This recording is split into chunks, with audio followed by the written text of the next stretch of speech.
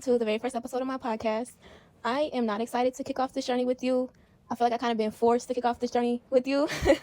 So I'm not going to get on here and say I'm happy to be putting some of my personal business out there, but since it has been put out there, why not turn lemons into lemonade? But I really just want to take a moment to share with you a bit about what led me to create this channel. It's been a long path just filled with twists, turns, and challenges, and a lot of triumphs. And I hope that by sharing some of my experiences with you, I can maybe inspire you to pursue some of your passions of your own, or you could either even heal with me as well, because over here we don't take no losses, just lessons, and we continue to roll with the punches.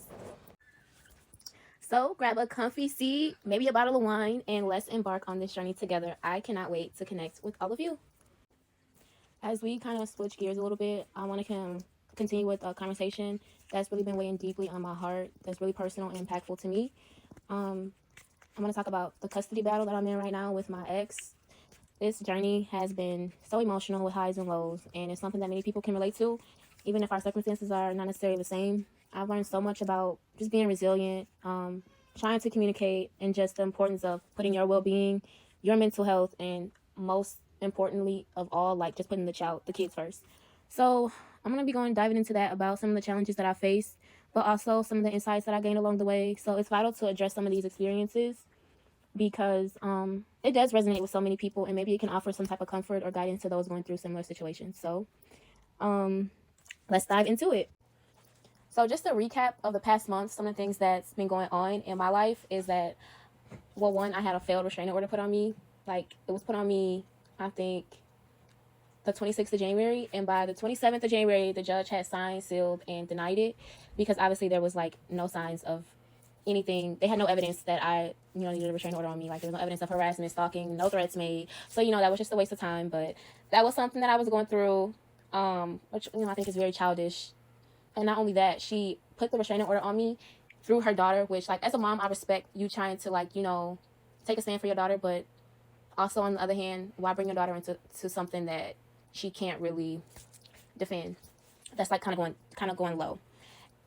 So that was something that I went through the last 30 days, which is just like, never thought that would happen to me. Never thought that I would get a failed restraining order on me for harassment, which clearly there was no harassment.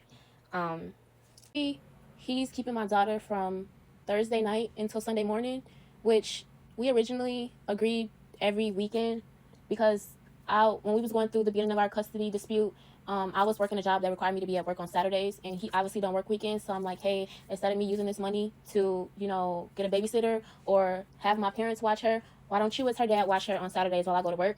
And when I get off of work, I can go pick her up. That turned into him asking to just keep her overnight, which I agree, just because I feel like that's her dad. He deserves to have time with her, so why not? Fast forward to his job ended up being cut short a day, so they ended up not working on Friday. So he ended up keeping my daughter Thursday nights going into Friday. So that's how he ended up keeping her three nights in a week, even though he's only supposed to have her every other weekend. But me, just trying to be a fair parent and a good co-parent, I ended up letting him keep her from Thursday to Sunday, but this is only supposed to be temporarily until the new year started, and he would go back to just keeping her on weekends. Obviously, with all that's going on, he is being kind of spiteful with that change, so he's not wanting to change, and I can't really do anything about it right now because it's court ordered that he gets to keep her from Thursday to Sunday, even though we both verbally agreed that, once she went back to working Fridays, she would stay with me Thursday nights and then go with you Fridays after daycare.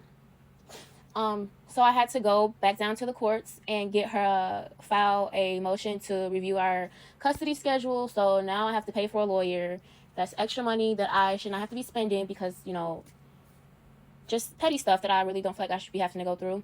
And he, on the other hand, is wanting to keep her week on, week off, which I think is very ridiculous, just because my daughter is only 1, and I don't feel like that's the best parenting schedule for her, just because that when a child is like in those early development stages, they really need stability.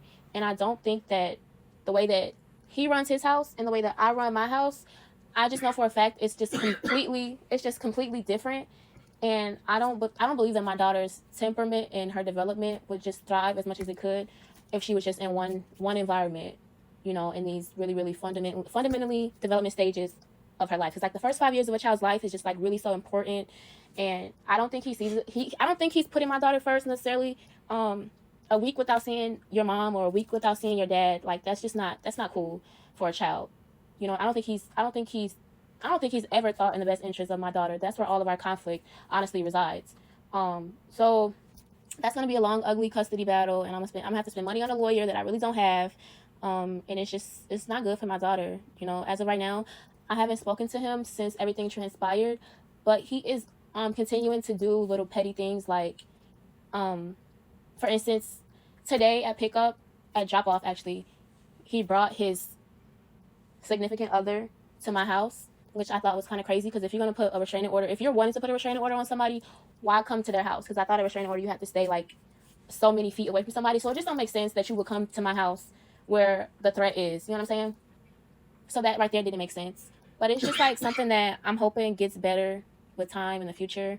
My mom has been being our mediator for the most part, and I'm just hoping things get better for my daughter and we can put our childish ways aside and do what's best for my daughter.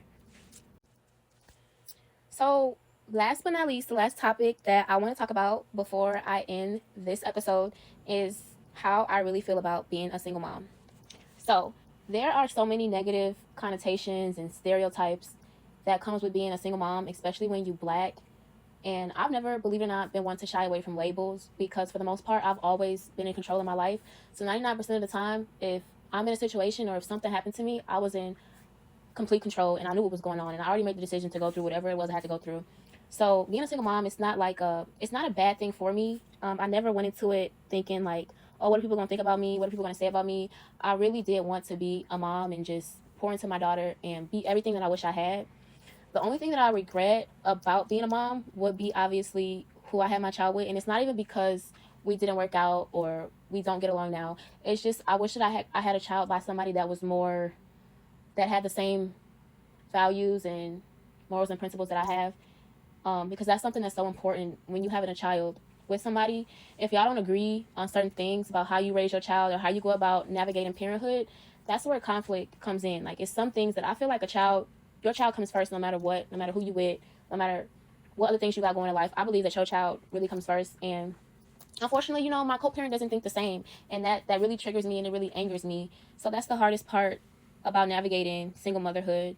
And of course, just I would also add just the pressures of wanting to do everything right, wanting to be perfect, and wanting to give your child everything. You can put a lot of pressure on yourself, and sometimes feel like the world is on your shoulders.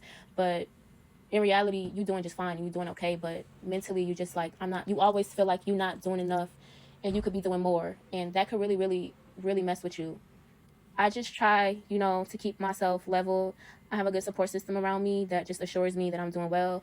And my daughter assures me that she loves me being her mama because every time she sees me, she's just so happy and her whole entire face light up.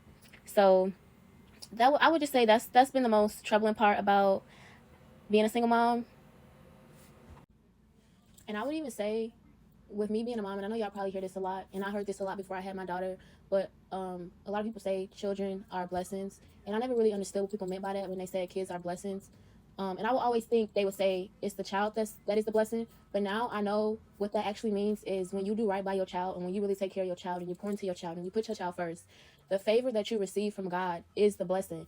And I can honestly say since I've had my daughter, that whole entire first year, I kind of get like emotional saying this.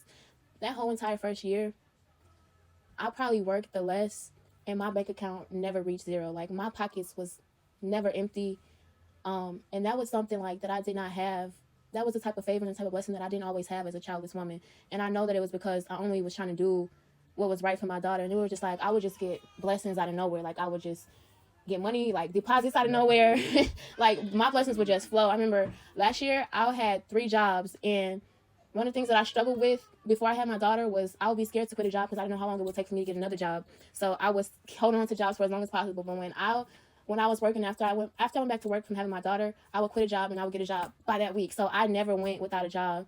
From the time I went back to work, which I think was like in April, all the way to the end of the year, I stayed employed. Even though I had 3 jobs that year, I'm always gonna be a job hopper because that's I don't want to get into that. But like I received a check from April to December. I was employed, and that's a blessing. My bank account was never at zero. My pockets was never empty. I went from having no car at the beginning of the year to having 2 cars, and then selling one of my cars, and just investing the money in a business that I want to, you know, obviously pour into more this year.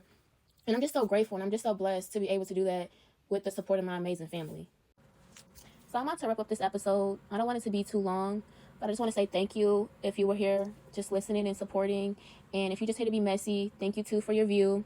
And I just hope that some of what I'm saying is resonating with you and it sparks some thoughts or feelings of connection between us.